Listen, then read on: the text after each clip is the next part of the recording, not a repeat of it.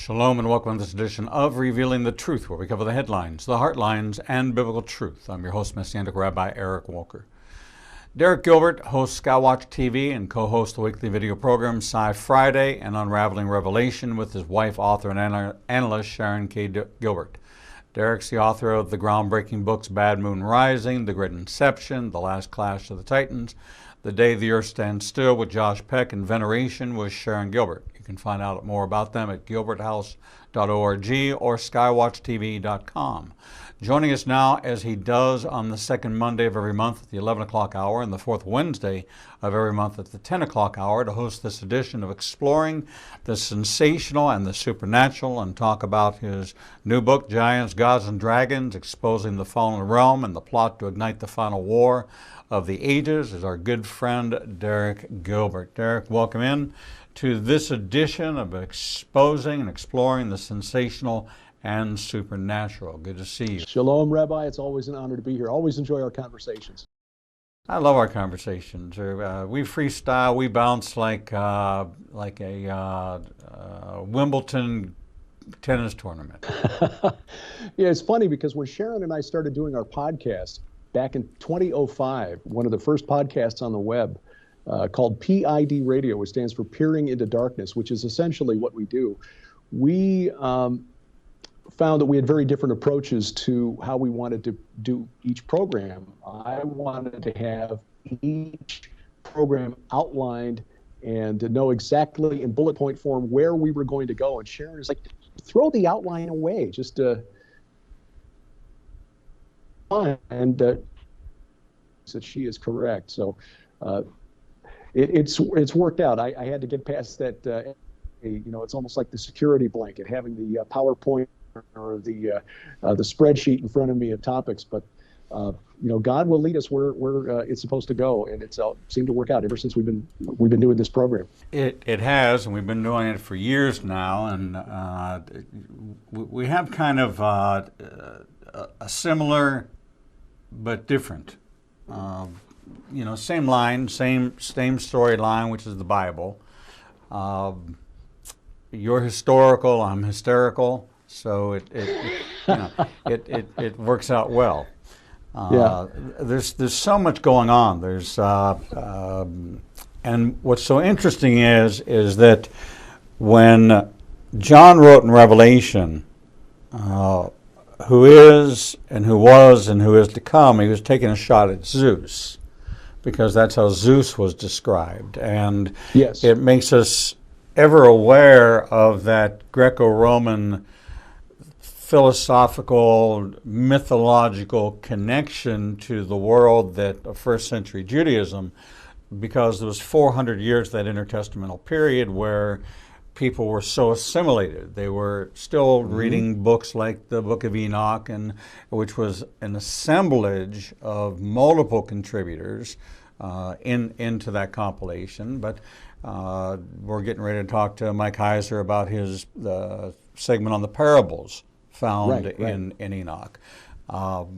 But when you take a look at what you've done, which is a deep dive into mythology and what the thought of the day was, and who were the ruling parties, and what was it related to? What was the message? Because there was an underlying message, and the underlying message seemed to always be carnal. This goes all the way back to Baal. That spirit of Baal was always a sexual, carnal spirit. And even when the prophets of Baal said, the Lord, He is God, well, once they got that established, they looked down in the valley and they saw the beautiful women and said, well, okay, well, now that we've established that, we've had church, let's go down and take the women. Right. It's like, I don't think it's any different today. Church is over, and we've got a beach trip coming up, and let's just go party and Mardi Gras and do all those other things and throw out all the things we stand for and just go indulge in whatever the world's indulging is. And so it hasn't really changed that much. The one thing that really has changed, though, is this understanding that these so-called mythological gods of the Greeks and the Romans, and earlier the Canaanites, the Amorites, the people of Akkad and Babylon and Sumer, that they're just imaginary. I've been doing a little bit of reading. I really need to do a deep dive into study of the early church fathers, the writings of the early church fathers, because I think that would be very enlightening as to how seriously they took the religion of their pagan neighbors. But when you just even a brief summary, just a scan of the surface reading of what scholars like Irenaeus and Hippolytus and Athenagoras and Justin Martyr and Origen, et cetera, et cetera, et cetera, what they wrote about their neighbors' beliefs, it was clear that they understood that the gods of the Greeks and the Romans were real, that the giants of the pre-flood world were real. They knew where they came from. They connected the titans of Greek religion to the sons of God from Genesis 6. For them, there was no, I mean, it was all interwoven. And now in the modern church, I, for one, was surprised to find how much overlap there is in the Bible between what we've been taught and what the Greeks and the Romans and the people of Mesopotamia believed. But it was no surprise at all to the early church. Nor was it a surprise to the Jewish religious scholars who preceded them, who translated the Hebrew texts from the prophets of old into the Greek form that we call the Septuagint, which was the Old Testament that was available to the apostles of the first century and to the early church. The Jewish religious scholars understood the connection between the giants of old and the Hebrew Rephaim and the Hebrew Nephilim and the responsibility of the Titans for the creation of these giants. We see it in 2 Samuel where David goes to fight the Philistines in the valley of Rephaim, southwest of Jerusalem.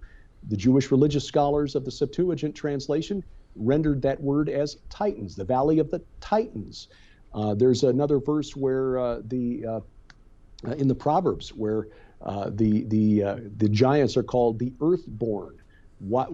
How is that relevant? It's because the Titans were earthborn because their mother was Gaia, Mother Earth. Father was the sky, Uranus. So there are these things woven into our Bibles today, but it's sort of been translated out, and then we have this anti-supernatural bias in the modern world, even among us as Christians. I mean, that should be our default setting, seeing the world through a supernatural lens, and yet we don't see it that way, and so it surprises us when we begin to realize, hey, wait a minute, there are references in the Bible to Zeus and to Apollo and to Hermes and before that to the gods of the Canaanites and the Amorites, Marduk and Baal and Astarte, Ishtar, the Queen of Heaven.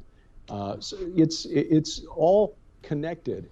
What Sharon and I try to do in Giants, Gods, and Dragons and the other books that we have written, Veneration, Last Clash of the Titans, is just show that this is all interconnected, that these old gods of the pagans of the ancient world exist, they're real, and the prophets and the apostles knew it. And since the apostles learned directly from Jesus, maybe we should pay attention.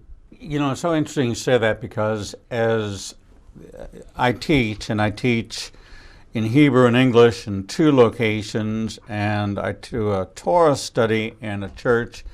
I've been doing it for 13 years, verse by verse. And you'd say, well, you know, what kind of turnout do you get at a mainstream denominational United Methodist Church? And I have a large, stable class that want to hear, what do these words mean?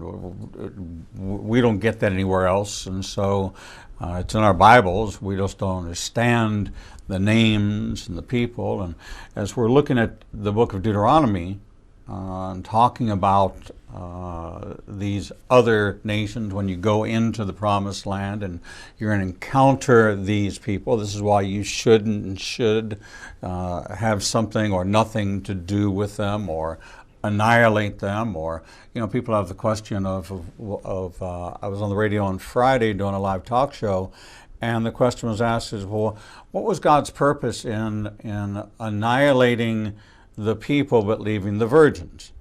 And I said, well, in order to expand the seed line, to graft them in, you have 3 non-Jewish women in the lineage of Messiah, that they were untouched, therefore they were undefiled. And so, you know, what were they? We were building the Jewish lineage so it could be done by, and we were told not to marry the Canaanite women, not to, who it was we were to marry and not marry because of one reason.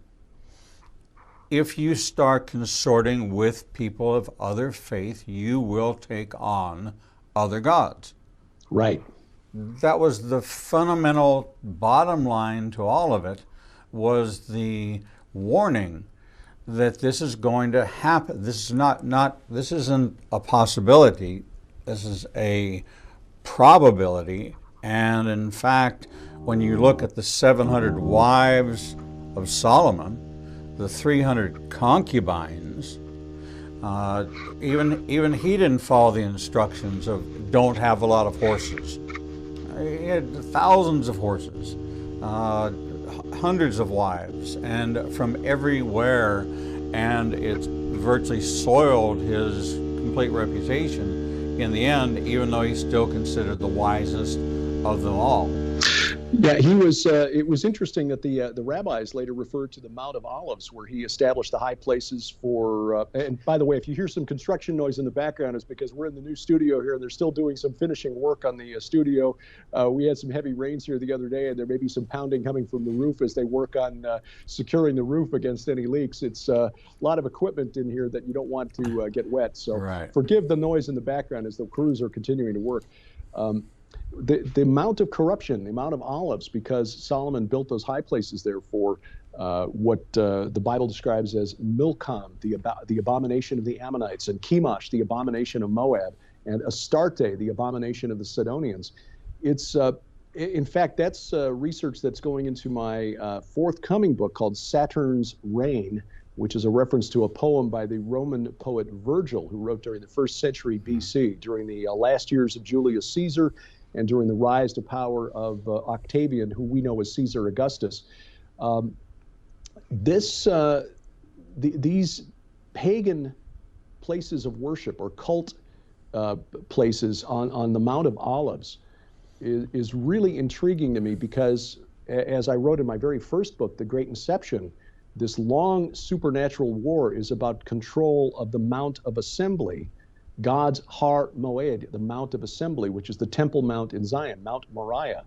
But there have been a number of mountains that have been very, very important in the supernatural history of the world, this long spiritual war between God and these rebels who rejected his authority, including Mount Hermon, which is on Israel's northern border, where these sons of God in Genesis 6 descended, according to the book of Enoch.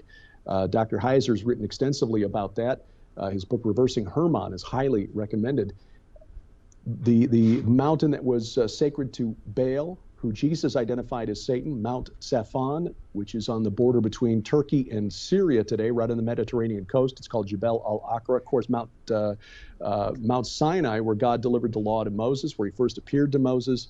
Babel, which was the artificial mountain. But the Mount of Olives, even Mount Carmel, by the way, where the confrontation with the prophets of Baal took place. All of these were really important in Israel's history, but I hadn't really considered the Mount of Olives until studying the reason for this this chess game, as our friend L.A. Marzulli would call it, the cosmic chess match.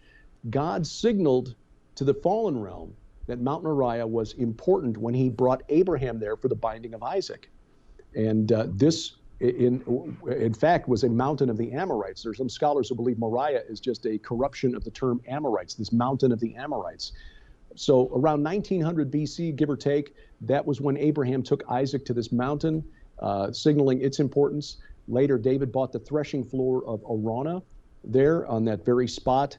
And then Solomon later built the temple under God's direction. But then later in Solomon's life, he erected these high places to Milcom, which is just another form of the name Molech, Astarte, and Chemosh, the war god of the Moabites, on the higher mountain, 200 feet higher, just to the east. So as people would look out of the entrance from the entrance to the temple in Jerusalem, they would be looking towards this mountain on which Solomon had built these cult places for these fallen angels who had convinced the world to worship them.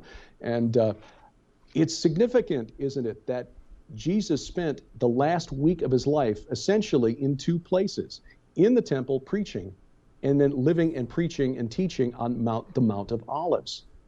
According to the best evidence, his site of the crucifixion site, Calvary, was on the Mount of Olives. He descended there proclaimed to the prisoners, meaning these spirits that were enchained in the days of Noah, from the Mount of Olives. He returned to the Mount of Olives where his tomb was located. That's where he ascended into heaven according to the Gospel of Luke. And according to Zechariah, that's where he will return before he enters the eastern gate. So the Mount of Olives, a really interesting place. And isn't it, and you would probably understand this better than I, so I'm glad we're talking today. Isn't it interesting that for thousands of years now, Jews have wanted to be buried on the Mount of Olives? Now, am I correct in understanding that there is a long tradition there that this is where the dead will be resurrected on the Mount of Olives? Yes. There's over 1 million graves. It's the largest Jewish cemetery in the world. If you look at the layout of it as it descends, in the lower left-hand corner is Zechariah's grave. So when you read about the night fell early, Jesus gave up his spirit. What followed was the curtain was rent in two, there was an earthquake, and the Jewish saints were raised from their graves, resurrected. Right. So immediately upon death, there was resurrection. You don't hear a lot about that, and people say, I don't even remember that in the Bible, but that's exactly what occurred. And Matthew 27, yep. Right, so that is a significant place, of course, because it's facing the eastern gate, it's facing the temple. And so across the world, if you're Jewish, when you're buried with your head facing toward Jerusalem. It doesn't matter where your headstone is. You could actually be this way, and your headstone could be here, but you would be raising up, Ezekiel 43, the Lord will return when he breaks through the eastern skies of Jerusalem. You could be with your head here and your feet here, okay? But your headstone is here, but your head, depending on, because you may be in a mixed area or it's wherever you're going to be Jewishly buried, your headstone may not go at your head. Your head may be positioned facing east, but since all the lines of other headstones, there's not going to be one that's just like, well, why'd they bury that person upside down? So it's not really known to you unless you've made these arrangements. And it is an ongoing practice. So if you write in your will you want a Jewish burial, you are going to be buried. And many people, all synagogues are built facing Jerusalem. All church architects design churches to face Jerusalem, and that's because of King Solomon's prayer that says that even the stranger who is not of the house of Israel offers a prayer facing this place, that God would incline his ear to hear that prayer. And so the church architects said, well, wait a second, this is included. We need to make sure that we position so that it's facing toward Jerusalem. And so that is fascinating. And again, this is the direction my research is going for this forthcoming book for a couple of reasons. If we have time before the end of this hour, I'll share with you why I think this is so significant and the true identity of Milcom and the Mount Hermon, Mount of Olives connection. But on a similar note, I'm going to rabbit trail for just a minute here. In my previous book, Bad Moon Rising, I wrote about research that has been done by a Canadian historian by the name of Dan Gibson, who has produced a documentary called The Sacred City, which is available at Amazon Prime and so forth. He's got a book by the same title. He's done some fascinating and I think conclusive research that shows that when Muhammad came out with his new religion, he initially was hoping to convert Jews and Christians into accepting Muhammad as another prophet in the line of prophets.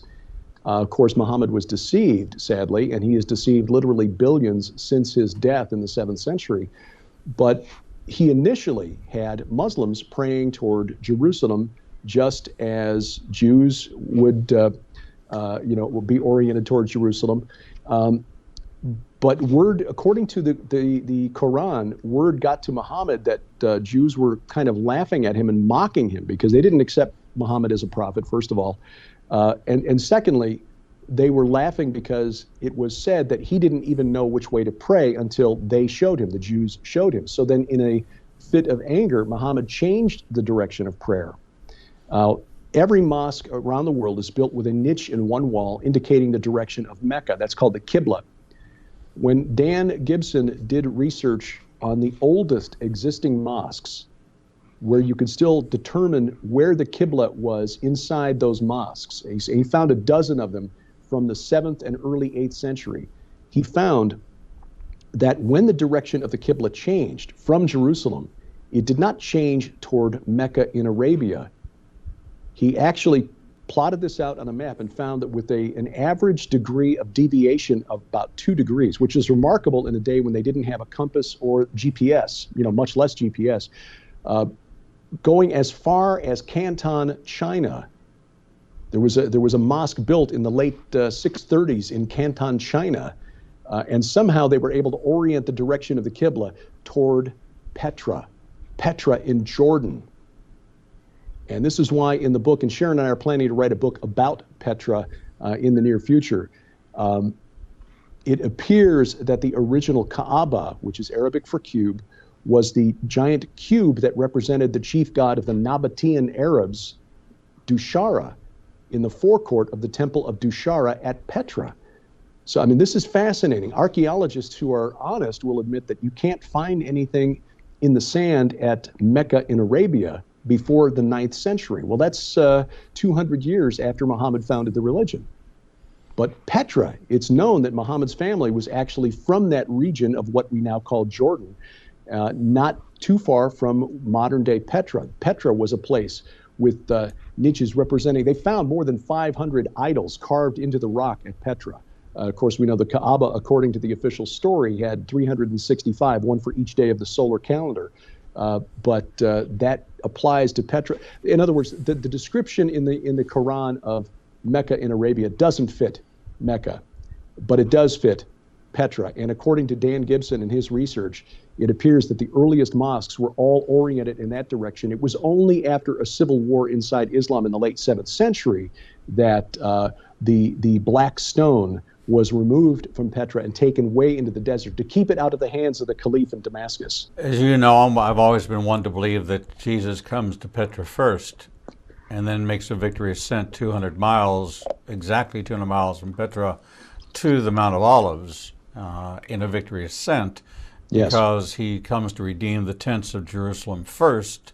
We're not in Jerusalem because the armies of the Antichrist, we were told to leave. The armies of the Antichrist is there in Jerusalem with his armies. Now we're relocated to like the Camp David, the leadership of Israel, right. Referred to as Basra in Hebrew, meaning sheep gate. And so that's the only place that would be a fortified fortress that had a sheep gate. It's a very narrow path to go in there. So my belief is that it's surrounded by the armies of the Antichrist. We look at what is Isaiah 59, garments stained with blood. He says, I had to fight them with my own right hand. There was nobody to help me, and I had to bring them salvation with my outstretched, with my own right hand. So that could only be Messiah talking about fighting off the armies of the Antichrist, redeeming the leadership who had to be the ones to call for his return, Baruch haba b'Shem Adonai. And so where would they be assembled together? In a Camp David kind of location, a secure fortress, which is referred to as Basra. Interesting that the two places where there is no life in the, once Satan is bound for 1,000 years and the demons are placed in the two locations that do not support human life are Babylon and Petra. And they're filled with fire and sulfur, and only the unclean, and it tells you the animals that exist there, and they're all unclean, and the demons inhabit the goats, not the goats, the the jackals. I'm sorry, the jackals. Right. Right. So it gives you a list, but it's uninhabitable by man. And what's interesting is that the word translated into English as jackals is actually tenin, which is a variant form of dragon. Well, the word that means dragon. So right. I think we're looking into the spirit realm there. We're not looking at quadruped mammals. I think we're looking at something a little more dangerous. Yep, absolutely. But it says no human life can be supported Right. there in those two specific locations: Babylon, the headquarters of the Antichrist, and Petra, which had previously been occupied, but now is now that dwelling place of the collected, the harvested, the imprisoned demons that, Satan's bound for 1,000 years, which means his demons must be bound. Mm-hmm. Where are they bound? We're given those two places that are uninhabitable, and what's there, sulfur, fire. It's like a above ground living hell, where the spirits, the fallen angels, who are spirits looking for a vessel to occupy. Imagine the one who said legion, how many thousands or tens of thousands fit inside of one man. It's like how many angels can fit on the head of a pin. It's it's that kind of argument. But as we look further at what you were talking about, was the prominence and progression of Inanna and Ishtar from Sumeria, and then all the way across the area, and until it finally winds up that the edifice which is raised to honor her is an obelisk. Mm-hmm. Our country. Yeah, and we get some very interesting connections with the obelisks. Sharon has written some about this, about the matching Cleopatra's needles, one in New York and one in London. And of course, we've got the giant obelisk in Washington, D.C., called Washington's Monument, which is a representation, of course, of the missing male member of the god Osiris, and the dome representing the womb of the goddess Isis. What is really intriguing regarding the Capitol and the setup of the United States Capitol, in fact, capitals all over the world. Sharon wrote about this in a forthcoming book. It's an anthology that Tom Horn is publishing, which includes chapters from all of us, is where the concept of the Capitol came from. And I'm actually going to steal some of her research from my book, Saturn's Reign, because it originates in Rome. And this is another manifestation, we think, of the conquest of the rider on the white horse, the first rider of the apocalypse, who we believe is Apollo. The foundation of Western civilization is essentially Greco-Roman law, philosophy, art, and even religion, to the point where our government buildings are copies of pagan temples. The Capitol in Rome, Capitoline Hill, was founded on what was previously called Mons Saturnus, or the mountain of Saturn. Saturn is the equivalent deity to the Greek Kronos, to the Canaanite god El, to the Phoenician god Baal-Hamon, to the Amorite god Dagon, to the Sumerian god Enlil, and to the ancient Hurrian god called Kumarbi. Same deity under different names. Apparently, when the second king of Rome, Tarquin, I believe, was getting ready to build on that mountain, they found the severed head of one of their enemies, one of the Sabines, one of the tribes of Italy that the Romans put down to rise to power. And so they decided to name it the Hill of the Head, which is Capo, da Capo. So that became the Capitol, or Capitoline Hill. This idea, and that basically was where they put the temple for the Capitoline Triad, the three main gods of Rome, which is Jupiter, Baal by a different name, the storm god, Zeus, Juno, who is Hera by a different name, and then Minerva was Athena, the Roman version of Athena.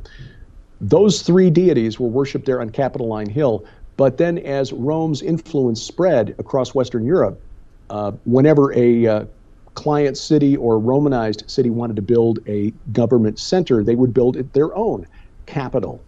This building that represents the head, which again had been established on the mountain of Saturn, or the hill of Saturn, the old god leader of the Titans who'd been confined to the netherworld, tried to eat his own children to prevent them from overthrowing him. Didn't work.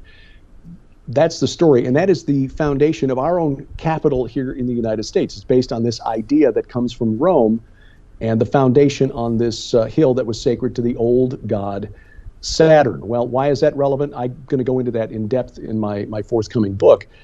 But getting back to this Mount of Olives connection in 2 Samuel, when we read about David's flight from Jerusalem because his son Absalom was arriving at the head of an army to rebel. They're going to take the throne, and David didn't have the strength, the army with him to fight off Absalom and his forces. So he flees to the east, and as he reaches the crest or the summit of the Mount of Olives, he stopped. And it says in 2 Samuel where God was worshipped.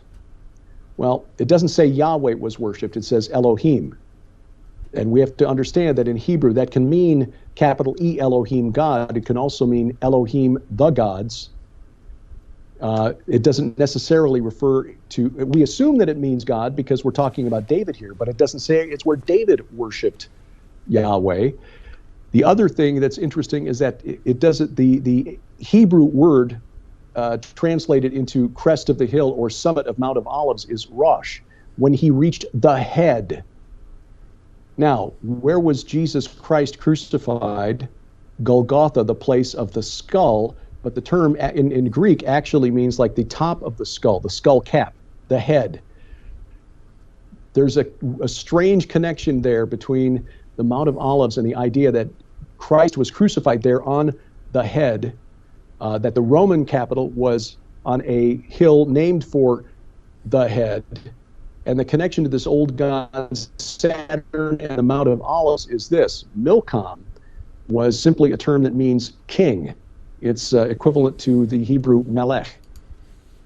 Who does that refer to? A scholar did research into the Ammonite, the texts that have been found from the ancient kingdom of Ammon, and they found that Milcom was just an epithet or a nickname for their true national god, who was El of the Canaanites. In other words, El, Kronos, Saturn was the chief god there, who Solomon erected a temple to on the Mount of Olives on the head.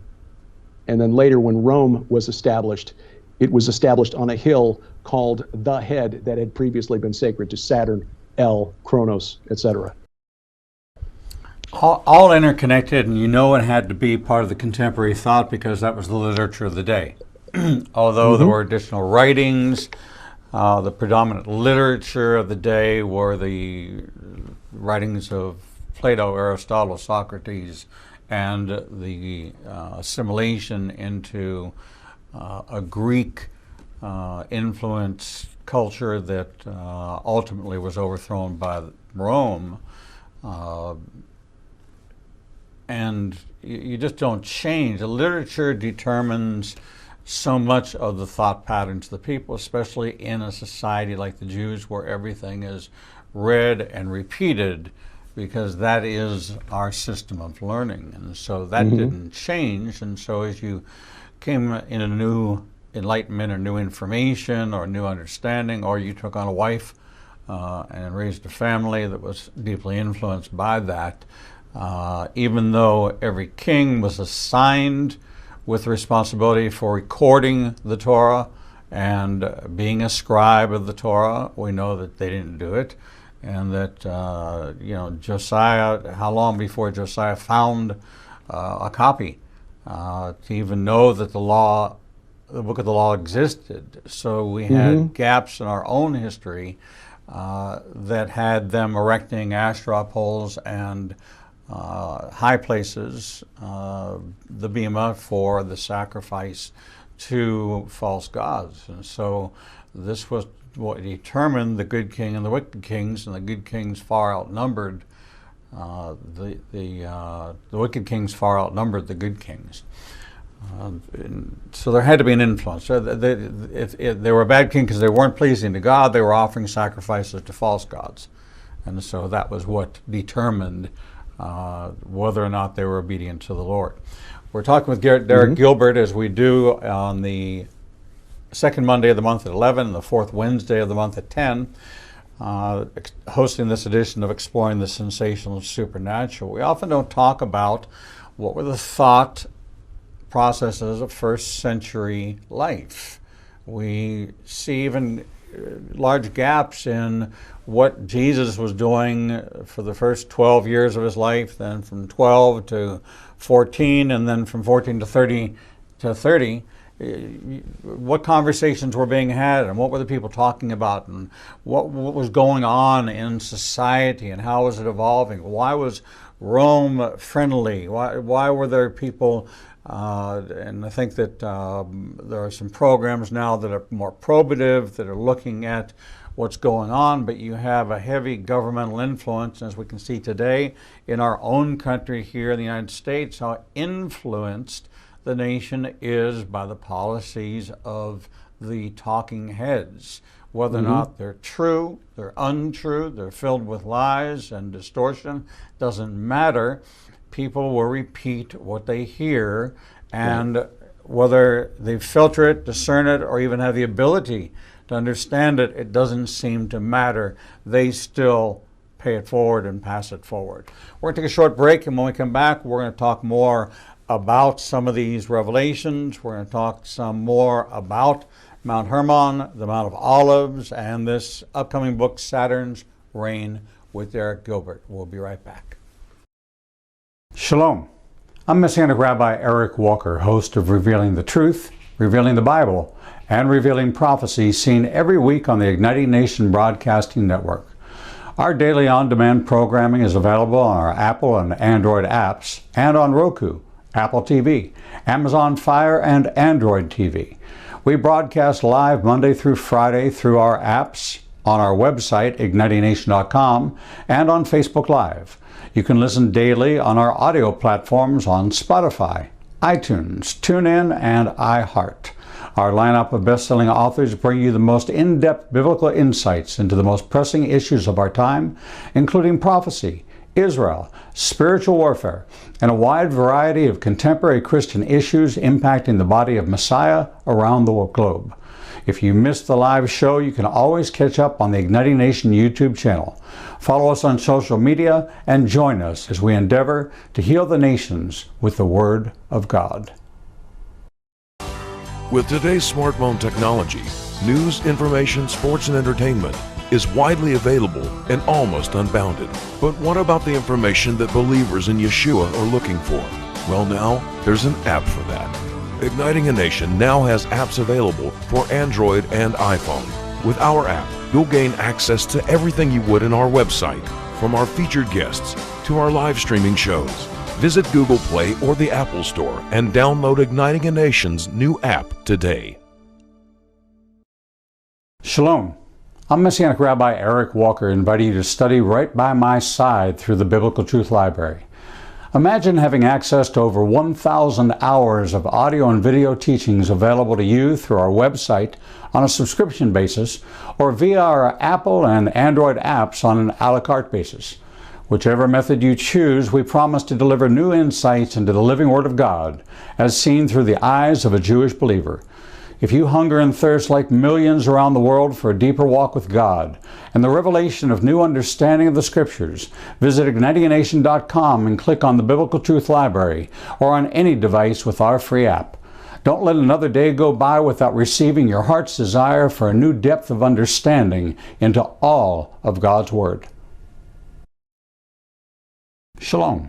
I'm Messianic Rabbi Derek Walker, inviting you to join me and my special featured guests twice per month with Rabbi Zeb Parat and Carl Gallups, and monthly with Dr. Michael Heiser, Dr. Michael Lake, Dr. Timothy Jennings, Dr. Mark Baker, Dr. Jeffrey Johnson, Drs. Michelle and Mark Sherwood, Dr. Kim Moss, Derek Gilbert, Peter Rosenberger, Brandon Gallups, Steve Fair, Stephen Black, for in-depth insights into Israel, prophecy, the unseen realm, the brain, spiritual warfare, overcoming shame, mysteries of the Bible, prophetic insights, the sensational and the supernatural, caregiving, addiction recovery, understanding the divided heart, same-sex attraction, and much more. We're proud to feature some of the greatest biblical minds from both Israel and around the United States. Check out our featured guest lineup and 24/7 feed on ignitinganation.com or watch by topic on any device with our free apps. If you can't find what you need, you're just not looking in the right place. Follow us on social media and download our free apps today. Shalom. I'm Messianic Rabbi Derek Walker, inviting you to join me and Israel's #1 rated guide, Edo Canaan, for our annual Israel trip.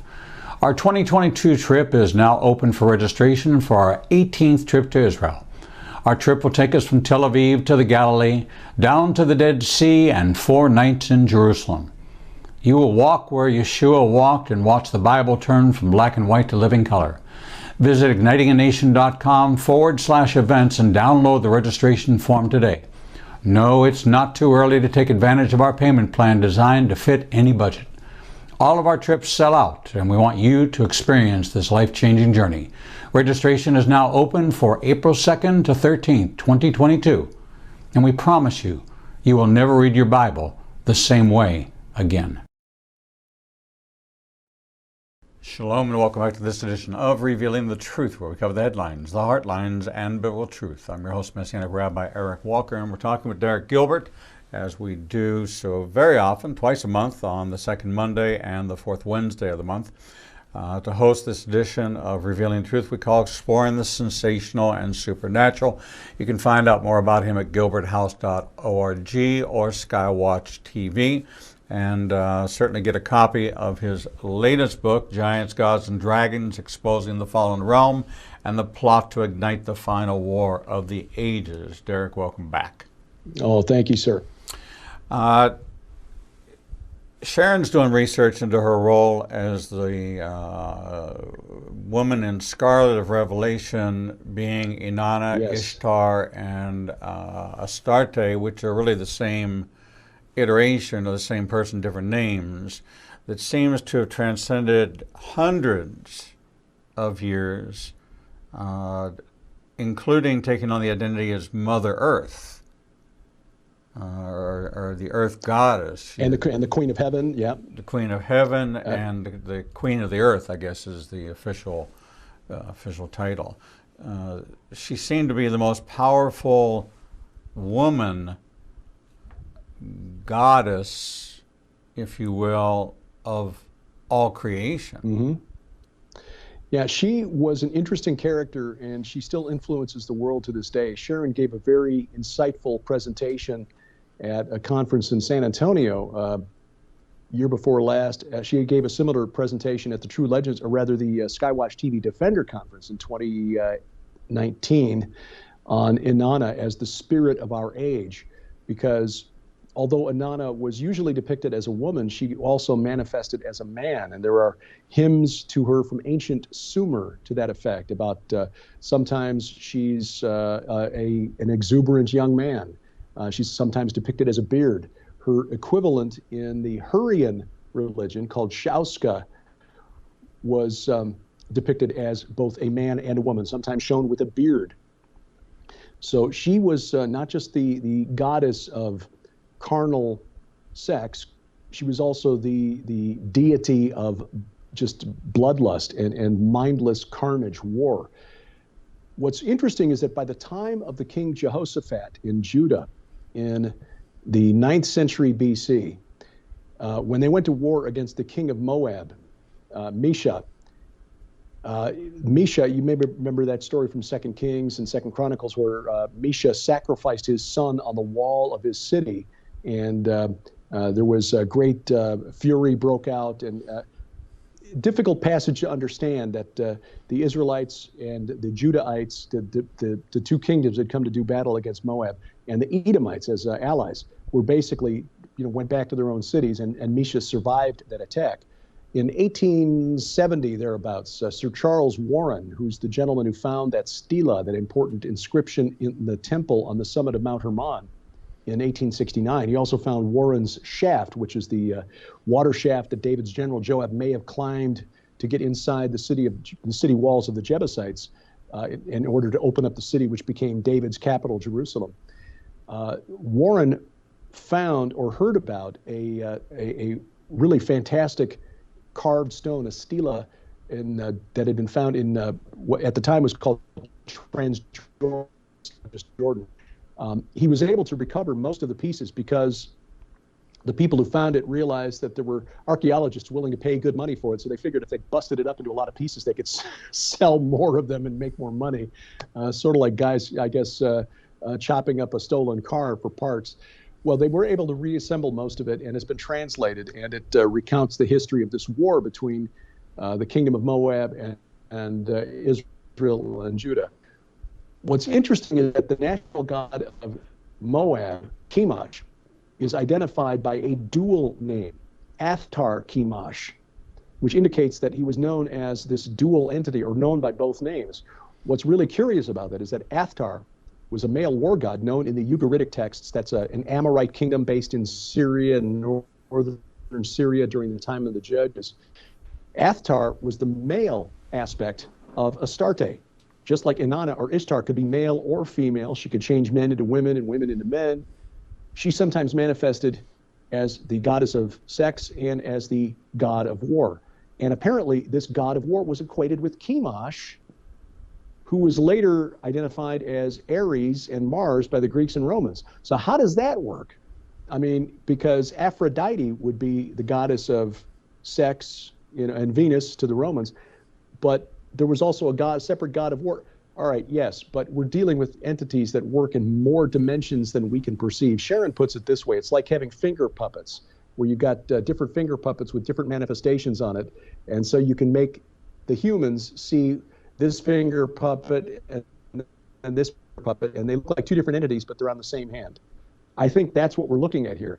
And that's why, coming back to the Mount of Olives, I think, and this is speculative, I understand this, the Bible's not explicit on this, so this is not a theological doctrine that I will defend to the end. I'm just speculating here that when the Bible tells us that Solomon erected on the Mount of Olives a high place for Milcom, or Molech, or El, same entity, chief god of the Canaanites, also identified as Kronos or Saturn. The other two that he erected were for Astarte, who was the goddess of sex, and Chemosh, the god of war. There may only have been, we've got three high places there, but there may only have been two entities involved. And isn't it interesting that you get to the book of Revelation, and here's something I'm going to share that I wasn't planning to reveal until the book comes out. I'm going to argue that this god El, Kronos, Saturn, is actually the king of those in the abyss, Abaddon, or Apollyon in Revelation 9. He comes out, he's the king of those in the abyss. He leads these entities that have been confined in Tartarus, what we would call the Watchers, or the sons of God from Genesis 6, what the Greeks would call the Titans. 5 months of destruction across planet Earth, just as the ark was on the water for 150 days in Genesis 8 before it came to rest. 5 months, not a coincidence. The other major player, it seems, in the end times, other than Satan, who is a separate entity, Baal the storm god, Zeus, Jupiter, Thor, is this woman in scarlet, who I think Sharon has made a very convincing case that it's Inanna, Ishtar, Aphrodite, Astarte. She thinks that she somehow is going to wind up in control of all of this in the end, but I think she's being played by Satan and by this entity who gets out of the abyss.